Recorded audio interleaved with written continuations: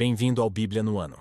Um plano simples, em porções diárias de leitura e conexão com a palavra para que, em um ano, tenhamos completado esse marco tão importante em nossa jornada de fé. Em nosso 26º dia, Êxodo 16 ao 18 mostra como Deus provê maná e estabelece ordem no meio do deserto. Em Mateus 17 testemunhamos a transfiguração de Jesus, revelando sua glória divina. Maravilhe-se com a fidelidade e a majestade de Deus. Tomemos a cada dia a nossa porção e saiamos transformados daqui. Antes de começarmos, gostaria de mostrar essa planilha online para acompanhamento do nosso progresso da leitura bíblica. Basta colocarmos o cheque em nossa leitura de cada dia que ela atualiza automaticamente a aba Status ao lado. E ali é possível vermos se estamos em dia, atrasados ou até adiantados. Basta solicitar no primeiro link da descrição que lhe enviaremos o seu controle personalizado. Não esqueça de curtir, compartilhar e se inscrever no canal, para acompanhar todos os dias da nossa leitura. Boa reflexão. Êxodo 16. Toda a comunidade de Israel partiu de Elim e chegou ao deserto de Sim, que fica entre Elim e o Sinai. Foi no 15º dia do segundo mês, depois que saíram do Egito. No deserto, toda a comunidade de Israel reclamou a Moisés e Arão. Disseram-lhes os israelitas: quem dera a mão do Senhor nos tivesse matado no Egito. Lá nos sentávamos ao redor das panelas de carne e comíamos pão à vontade. Mas vocês nos trouxeram a este deserto para fazer morrer de fome toda esta multidão. Disse, porém, o Senhor a Moisés: eu lhes farei chover pão do céu. O povo sairá e recolherá diariamente a porção necessária para aquele dia. Com isso os porei à prova para ver se seguem ou não as minhas instruções. No sexto dia trarão para ser preparado o dobro do que recolhem nos outros dias. Assim Moisés e Arão disseram a todos os israelitas: ao entardecer, vocês saberão que foi o Senhor quem os tirou do Egito, e amanhã cedo verão a glória do Senhor, porque o Senhor ouviu a queixa de vocês contra ele. Quem somos nós para que vocês reclamem a nós? Disse ainda Moisés: o Senhor lhes dará carne para comer ao entardecer e pão à vontade pela manhã, porque ele ouviu as suas queixas contra ele. Quem somos nós? Vocês não estão reclamando de nós, mas do Senhor. Disse Moisés a Arão: diga a toda a comunidade de Israel que se apresente ao Senhor, pois ele ouviu as suas queixas. Enquanto Arão falava a toda a comunidade, todos olharam em direção ao deserto, e a glória do Senhor apareceu na nuvem. E o Senhor disse a Moisés: ouvi as queixas dos israelitas. Responda-lhes que ao pôr do sol vocês comerão carne, e ao amanhecer se fartarão de pão. Assim saberão que eu sou o Senhor seu Deus. No final da tarde, apareceram codornizes que cobriram o lugar onde estavam acampados. Ao amanhecer, havia uma camada de orvalho ao redor do acampamento. Depois que o orvalho secou, flocos finos semelhantes à geada estavam sobre a superfície do deserto. Quando os israelitas viram aquilo, começaram a perguntar uns aos outros: que é isso? Pois não sabiam do que se tratava. Disse-lhes Moisés: este é o pão que o Senhor lhes deu para comer. Assim ordenou o Senhor: cada chefe de família recolha o quanto precisar. Um jarro para cada pessoa da sua tenda. Os israelitas fizeram como lhes fora dito. Alguns recolheram mais, outros menos. Quando mediram com o jarro, quem tinha recolhido muito não teve demais, e não faltou a quem tinha recolhido pouco. Cada um recolheu tanto quanto precisava. Ninguém deve guardar nada para a manhã seguinte, ordenou-lhes Moisés. Todavia, alguns deles não deram atenção a Moisés e guardaram um pouco até a manhã seguinte. Mas aquilo criou bicho e começou a cheirar mal. Por isso Moisés irou-se contra eles. Cada manhã todos recolhiam o quanto precisavam, pois quando o sol esquentava, aquilo se derretia. No sexto dia recolheram o dobro, 2 jarros para cada pessoa. E os líderes da comunidade foram contar isso a Moisés, que lhes explicou: foi isto que o Senhor ordenou. Amanhã será dia de descanso, sábado consagrado ao Senhor. Assem e cozinhem o que quiserem. Guardem o que sobrar até a manhã seguinte. E eles o guardaram até a manhã seguinte, como Moisés tinha ordenado, e não cheirou mal nem criou bicho. Comam-no hoje, disse Moisés, pois hoje é o sábado do Senhor.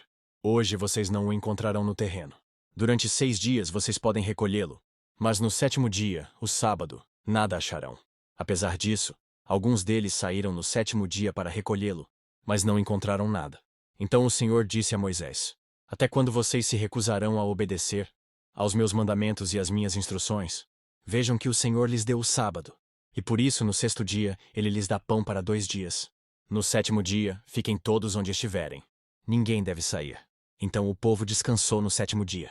O povo de Israel chamou maná aquele pão, Era branco como semente de coentro e tinha gosto de bolo de mel. Disse Moisés: O Senhor ordenou-lhes que recolham um jarro de maná e guardem-no para as futuras gerações, para que vejam o pão que lhes dei no deserto, quando os tirei do Egito. Então Moisés disse a Arão: Ponha numa vasilha a medida de um jarro de maná e coloque-a diante do Senhor, para que seja conservado para as futuras gerações. Em obediência ao que o Senhor tinha ordenado a Moisés, Arão colocou o maná junto às tábuas da aliança, para ali ser guardado. Os israelitas comeram maná durante 40 anos, até chegarem a uma terra habitável. Comeram maná até chegarem às fronteiras de Canaã. O jarro é a 10ª parte de uma arroba. Êxodo 17. Toda a comunidade de Israel partiu do deserto de Sim, andando de um lugar para outro, conforme a ordem do Senhor. Acamparam em Refidim, mas lá não havia água para beber. Por essa razão queixaram-se a Moisés e exigiram: Dê-nos água para beber. Ele respondeu: Por que se queixam a mim? Por que colocam o Senhor à prova? Mas o povo estava sedento e reclamou a Moisés: Por que você nos tirou do Egito? Foi para matar de sede a nós, aos nossos filhos e aos nossos rebanhos? Então Moisés clamou ao Senhor: Que farei com este povo? Estão a ponto de apedrejar-me. Respondeu-lhe o Senhor: Passe à frente do povo. Leve com você algumas das autoridades de Israel. Tenha na mão a vara com a qual você feriu o Nilo e vá adiante. Eu estarei à sua espera no alto da rocha que está em Horebe. Bata na rocha, e dela sairá água para o povo beber. Assim fez Moisés, à vista das autoridades de Israel. E chamou aquele lugar Massá e Meribá, porque ali os israelitas reclamaram e puseram o Senhor à prova, dizendo: O Senhor está entre nós ou não? Sucedeu que os amalequitas vieram atacar os israelitas em Refidim. Então Moisés disse a Josué: Escolha alguns dos nossos homens e lute contra os amalequitas. Amanhã tomarei posição no alto da colina, com a vara de Deus em minhas mãos. Josué foi então lutar contra os amalequitas, conforme Moisés tinha ordenado. Moisés, Arão e Hur, porém, subiram ao alto da colina. Enquanto Moisés mantinha as mãos erguidas, os israelitas venciam. Quando, porém, as abaixava, os amalequitas venciam.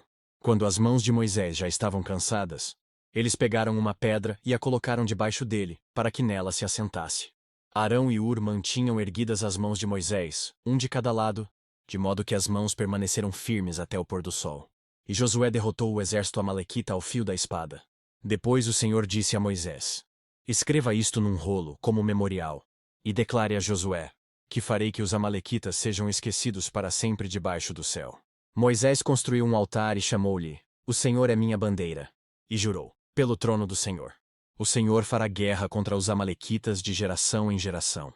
Êxodo 18. Jetro, sacerdote de Midian e sogro de Moisés, soube de tudo o que Deus tinha feito por Moisés e pelo povo de Israel, como o Senhor havia tirado Israel do Egito. Moisés tinha mandado Zípora, sua mulher, para a casa de seu sogro Jetro, que a recebeu, juntamente com os seus 2 filhos.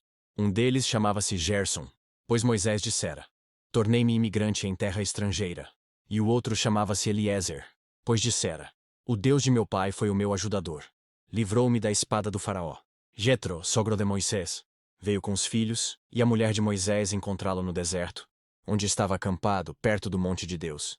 E Jetro mandou dizer-lhe: Eu, seu sogro Jetro, estou indo encontrá-lo. E comigo vão sua mulher e seus 2 filhos. Então Moisés saiu ao encontro do sogro, curvou-se e beijou-o. Trocaram saudações, e depois entraram na tenda.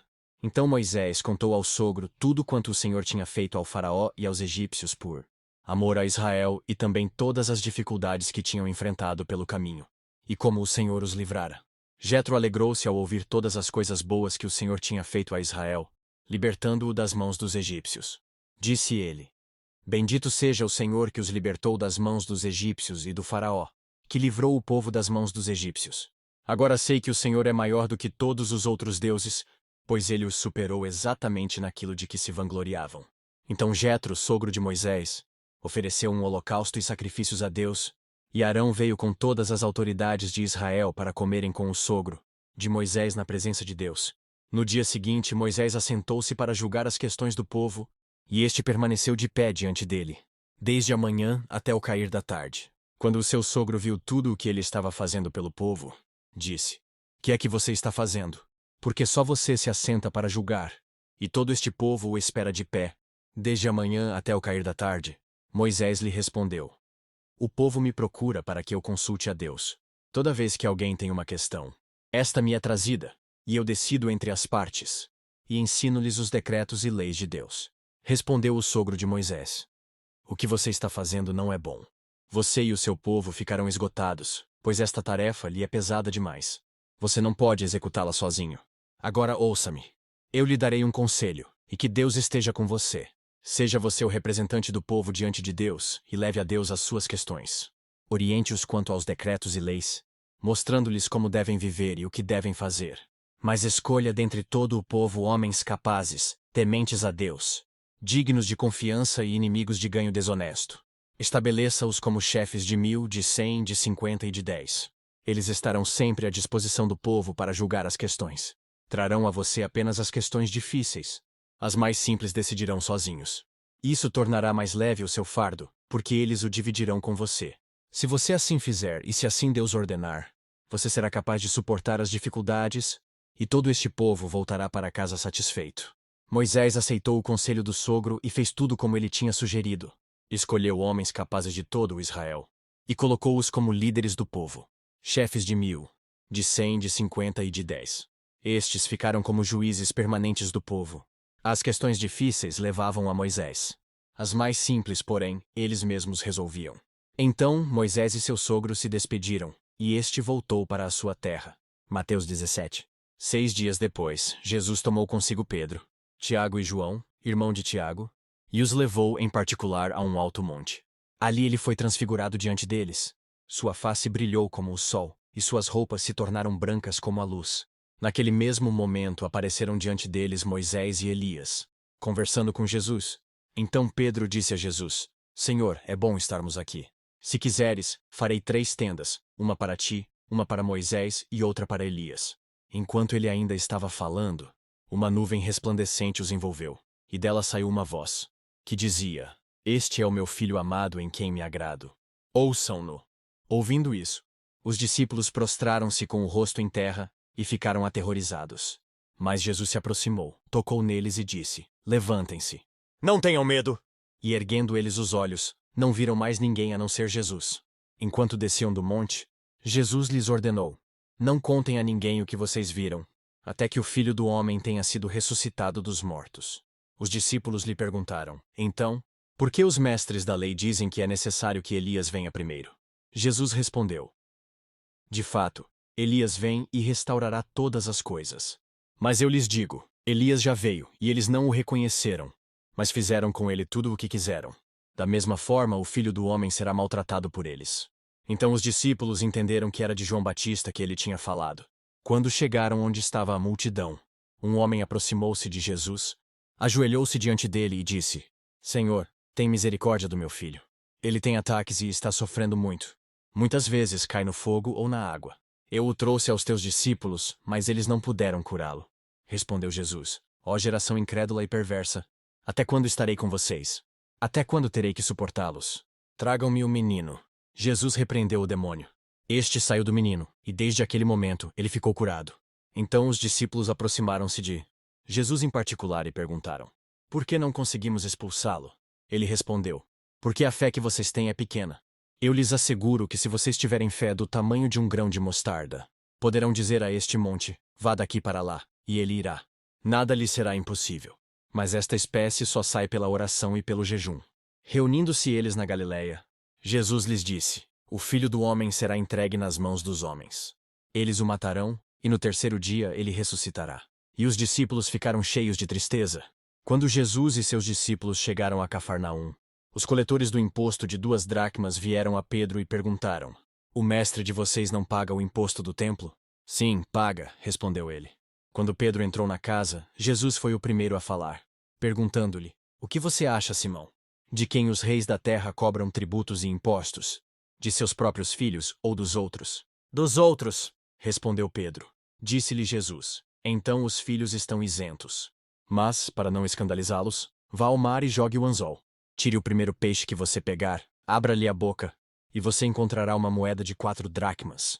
Pegue-a e entregue-a a eles para pagar o meu imposto e o seu. Que as palavras de hoje permaneçam em seu coração e transformem sua caminhada de fé.